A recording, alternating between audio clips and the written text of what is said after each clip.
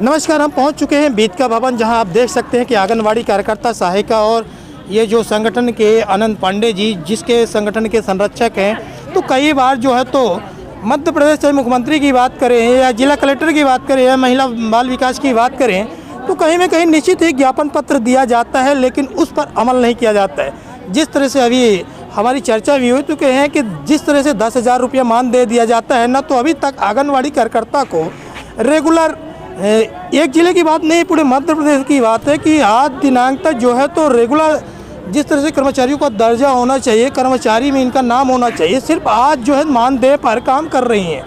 विगत चाहे आंगनवाड़ी कार्यकर्ता हो या सहायिका हो, जब भी कोविड-19 का पालन जिस तरह से तेज़ी से काम किए हैं, अपने फील्ड में जा जाकर, घरों में जा जाकर, चाहे टीकाकरण की बात करें, चाहे साझा चूल्हा की बात करें या कि केंद्र के खोलने की बात करें, पोषण आहार की बात करें, जब भी आंगनवाड़ी कार्यकर्ता सहायिका छोटे छोटे नन्हे मुन्ने बच्चों को जब भी देखभाल करती हैं, तो निश्चित ही कहीं न कहीं शासन की योजना का भी इन लोगों को लाभ मिलना चाहिए। लेकिन कई बार ज्ञापन पत्र दिया गया, लेकिन आज दिनांक तक न तो मध्य प्रदेश के मुख्यमंत्री शिवराज जी ध्यान दे पाए और न विभाग ध्यान दे रहा है। आखिरी वजह क्या है, किस तरह इनकी महिलाओं की समस्या समाधान होगा, आंगनवाड़ी कार्यकर्ताओं की किस तरह समाधान होगा, ये तो अभी आप देख ही चुके हैं। बने रहें, देखते रहें। नमस्कार।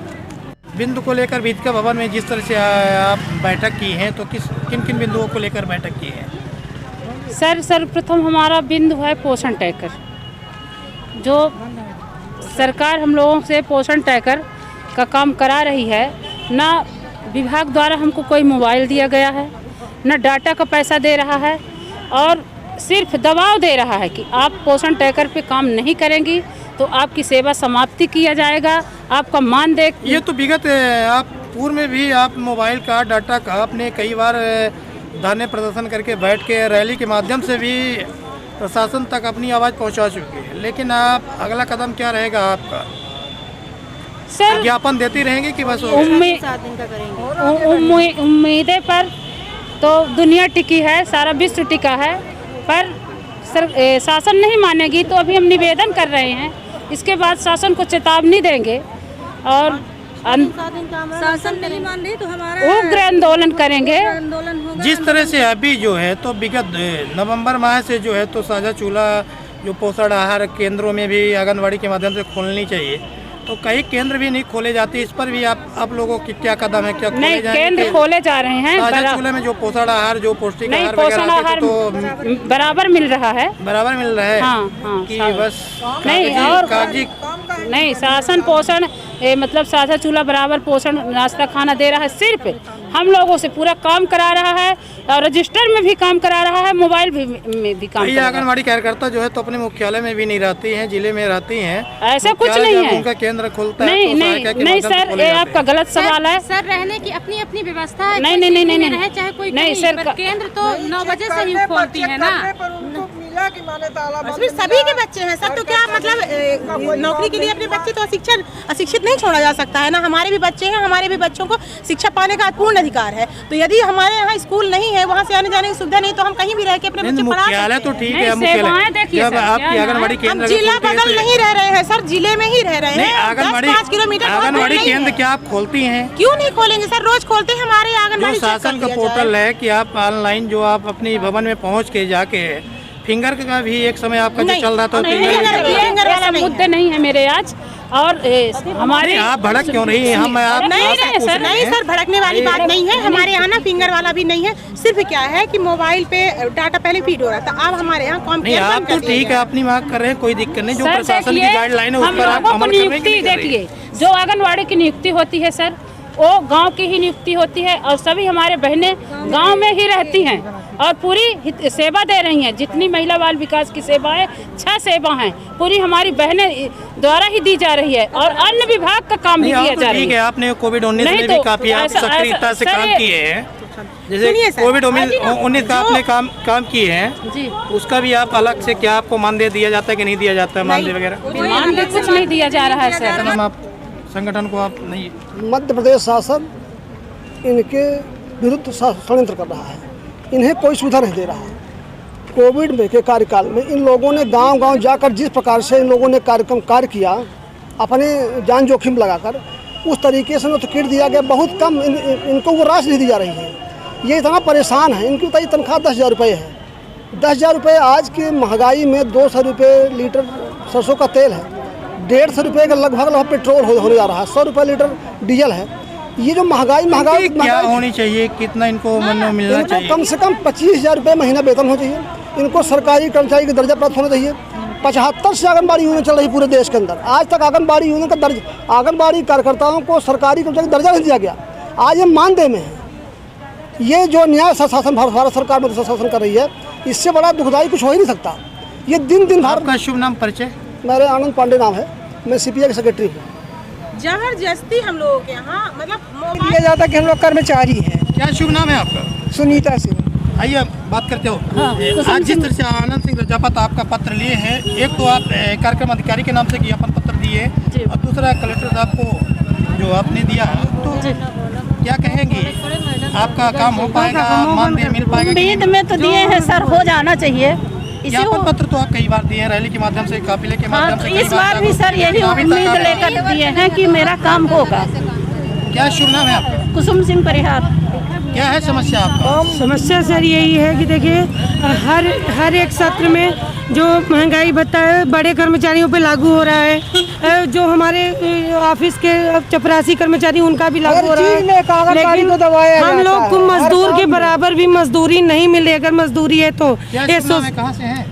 हम सीधी से सुधा सिंह नाम है। आंगनबाड़ी कार्यकर्ताओं का ज्ञापन है, क्या कहना चाहेंगे सर इस पूरे मामले? जी, ये जो ज्ञापन है ये शासन स्तर से संबंधित मांगे हैं, जिला स्तर से संबंधित नहीं है।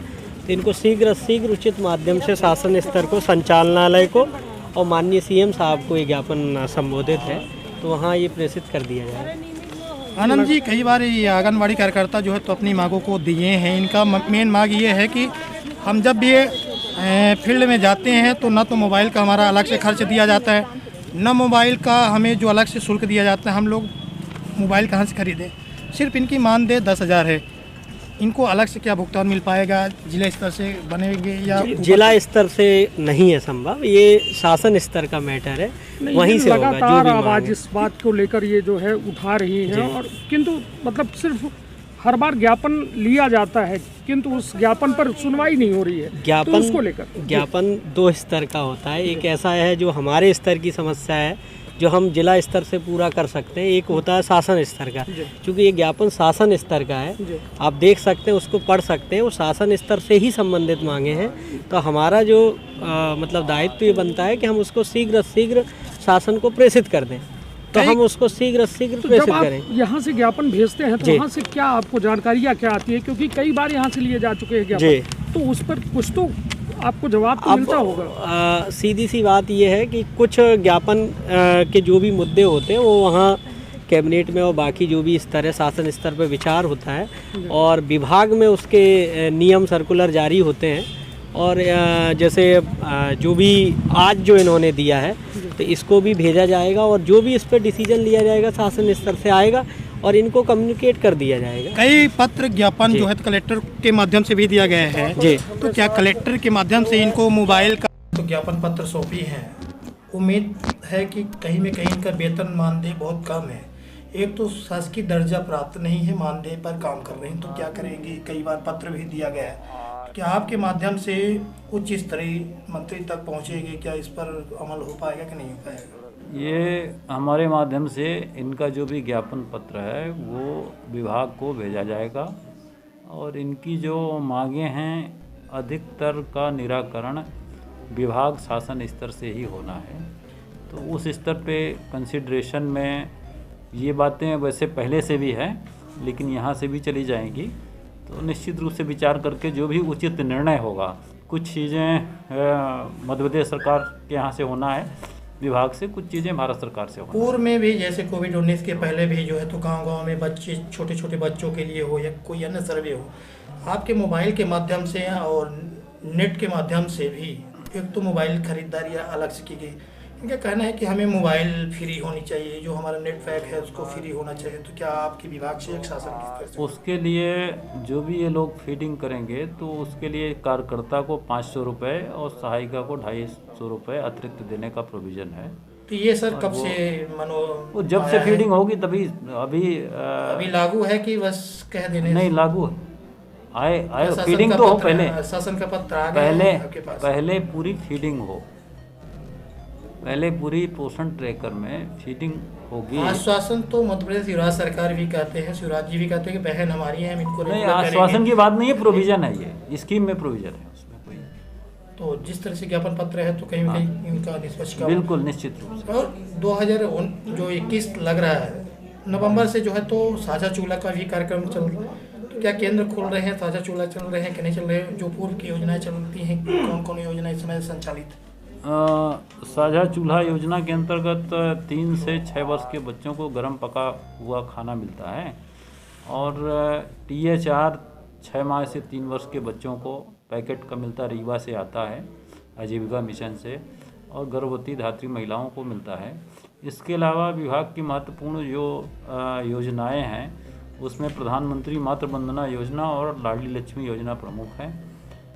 इन दोनों योजनाओं में गर्भवती महिलाओं को प्रधानमंत्री मातृ वंदना योजना में फूड सिक्योरिटी एक्ट के अंतर्गत 5,000 रुपये की राशि 3 किस्तों में मिलती है, और लाडली लक्ष्मी योजना में पहली बालिका जन्म होने पे उसको लाडली लक्ष्मी का अधिकार